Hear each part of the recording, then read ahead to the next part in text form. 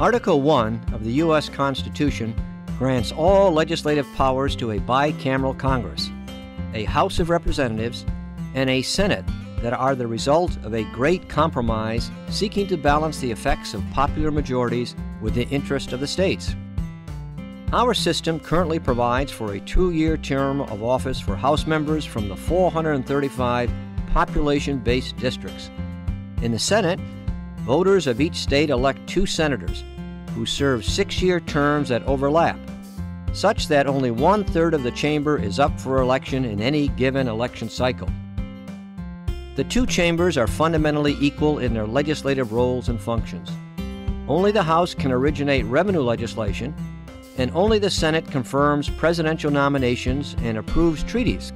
But the enactment of law always requires both chambers to separately agree to the same bill in the same form before presenting it to the President.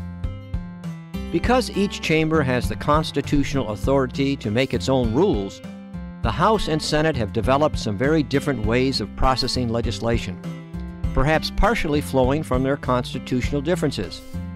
In general, House rules and practices allow a numerical majority to process legislation relatively quickly.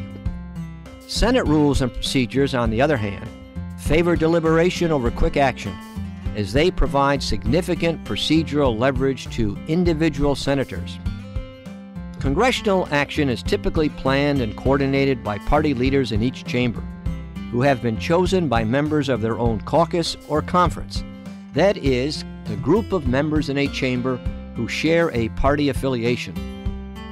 Majority party leaders in the House have important powers and prerogatives to effectively set the policy agenda and decide which proposals will receive floor consideration.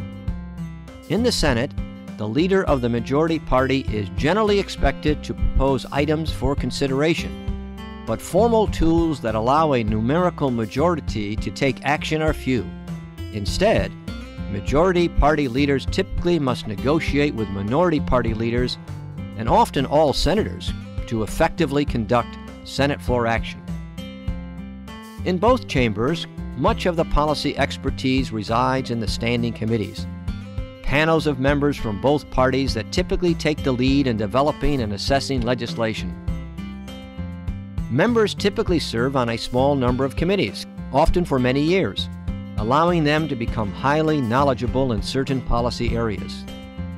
All committees are chaired by a member of the majority party, though chairs often work closely with the committee's ranking member, the most senior member of the minority party on the committee. In almost all cases, the ratio of majority party to minority party members on a committee roughly reflects the overall partisan ratio in the congressional chamber. Committee members and staff focus much of their time on drafting and considering legislative proposals, but committees engage in other activities as well. Once a law is enacted, Congress has the prerogative and responsibility to provide oversight of policy implementation, and its committees take the lead in this effort. Both chambers provide their committees with significant powers and latitude for oversight and investigations into questions of public policy and its effects. While the engine of legislative ideas and action is Congress itself, the President has influence in the legislative process as well. The President recommends an annual budget for federal agencies and often suggests legislation. Perhaps more significantly, the power to veto legislation can affect the content of bills passed by Congress. Since it is quite unusual for law to be enacted over a presidential veto, Congress typically must accommodate the President's position on proposed policies.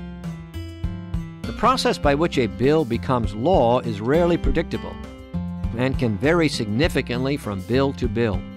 In fact, for many bills, the process will not follow the sequence of congressional stages that are often understood to make up the legislative process. The presentations on specific topics that follow present a more detailed look at each of the common stages through which a bill may move. But keep in mind that the complications and variations abound in practice.